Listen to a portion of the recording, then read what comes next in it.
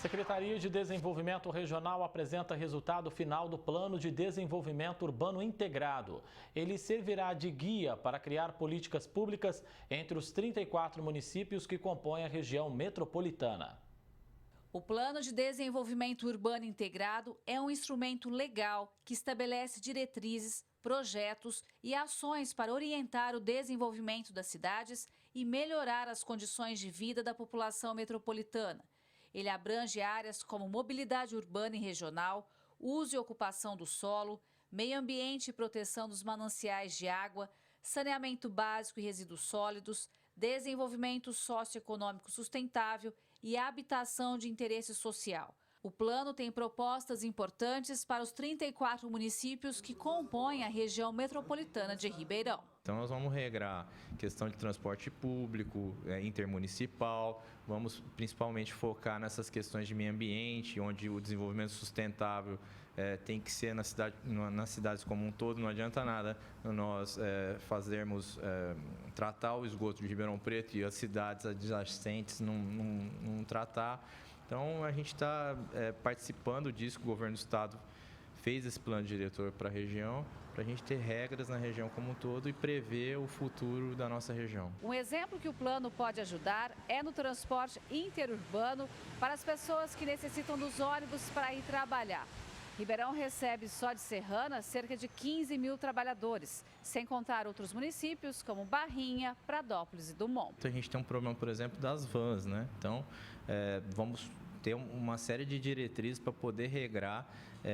Hoje a Artesp acaba regrando isso tudo, mas com a gente pode fazer uma legislação após esse plano diretor, regrando e facilitando também que essas pessoas consigam se locomover, que é um volume bem grande.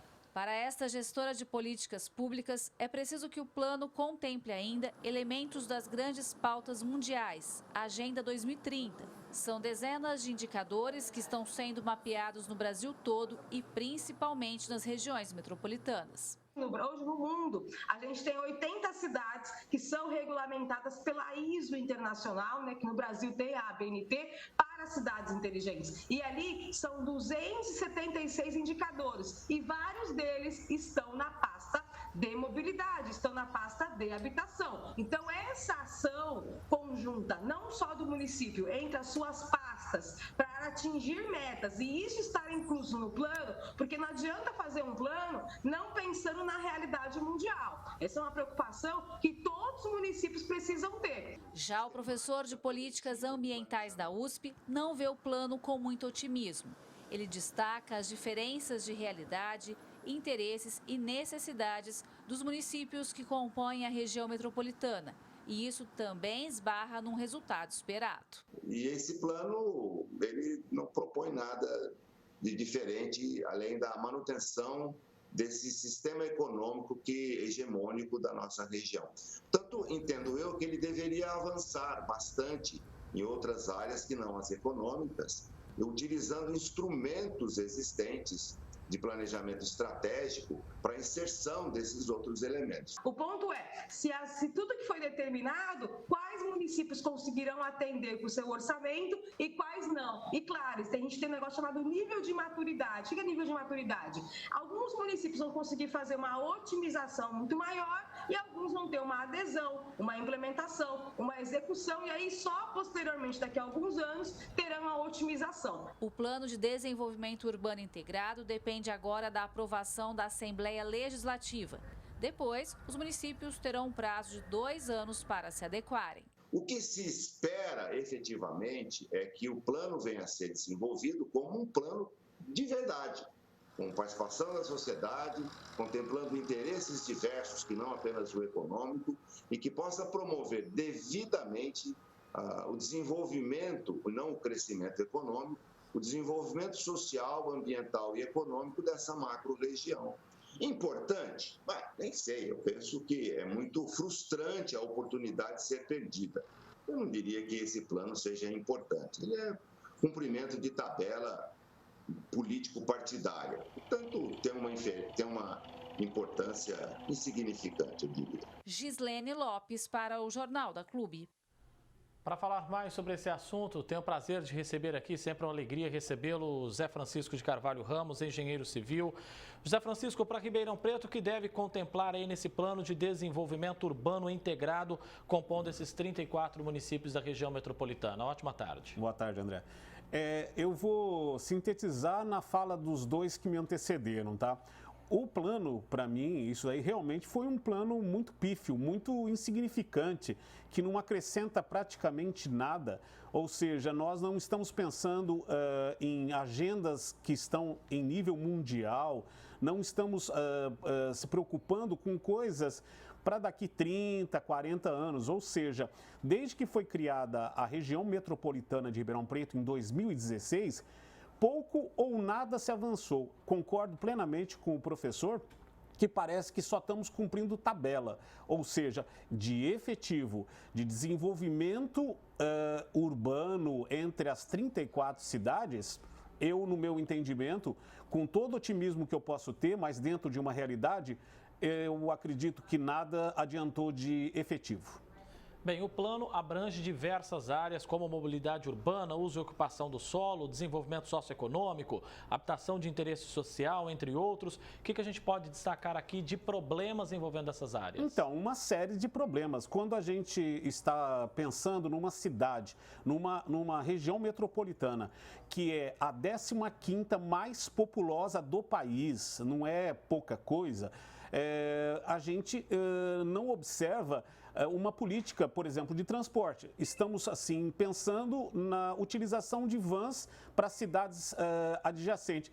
Nós tínhamos que estar pensando em transportes já mais efetivos, dentro de uma utilização de menos poluente, uma situação que, no meu entendimento, a gente tem que pensar muito mais lá para frente do que regulamentar o transporte de vans, que não acrescenta muito, em vez de se pensar em transportes, em habitação, em saúde pública, em ensino fundamental. No meu entendimento, foi realmente uma coisa assim que não soma muito, não. Faltou uma discussão mais ampla, né? Agora, Zé, um exemplo em que esse plano pode ajudar, pelo menos em tese, é o que a gente vê, é, por exemplo, esse transporte intermunicipal de pessoas que vêm trabalhar aqui em Ribeirão Preto, a gente sabe disso. Só de Serrana, cerca de 15 mil trabalhadores saem de lá diariamente.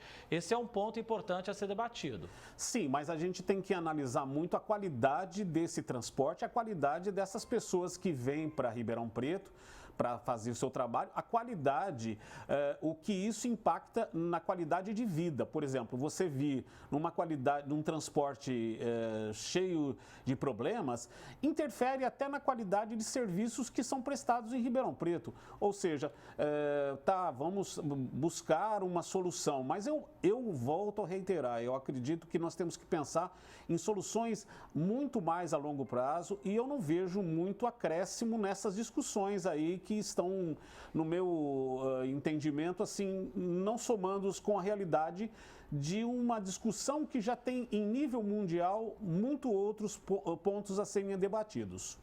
O professor de Políticas Ambientais da USP, que nós ouvimos aí na reportagem, ele também não vê com muito otimismo aí toda essa situação. Ele destaca as diferenças de realidade, interesses e necessidades entre os municípios que compõem a região metropolitana e isso também pode esbarrar no resultado esperado. Como o senhor analisa toda essa situação? Olha, nós temos aqui na nossa região uma série de polarizadores, que são os eventos que a gente tem em 34 municípios, e realmente esse tipo de situação, que não é discutida de uma maneira mais ampla, ela realmente tende a ser remendos, uma colcha de retalho. Ou seja, vão ter municípios que não vão fazer a sua lição de casa, não vão executar, ou por falta de recurso, ou por falta de profissionais que dão a orientação adequada. Então, vai sempre pender, claro que os municípios que tiverem uma condição melhor vão executar, mas outros não vão executar e realmente não vai ter um resultado final adequado. O Plano de Desenvolvimento Urbano Integrado depende agora de aprovação da Assembleia Legislativa. Depois, os municípios terão aí um prazo de 2 anos para se adequarem. Diante de tudo isso, o senhor acha que isso vai dar certo? Olha, para ser bem sincero, esses 2 anos depois entra nas discussões e volto a reiterar, precisa ter uma discussão muito grande com a sociedade, profissionais capacitados para desenvolver esse trabalho, porque senão daqui 2 anos nós vamos estar discutindo uma agenda já antiga, ou seja, novos problemas surgiram e não se pensou. Por isso que eu reitero que a gente tem que analisar a coisa para mais para frente, para não ficar um trabalho perdido. José Francisco de Carvalho Ramos, engenheiro civil, agradeço muito a sua presença aqui no Jornal da Clube. Se a gente não se fala mais, um excelente 2023. Muito obrigado a todo o pessoal do Sistema Clube de Comunicação.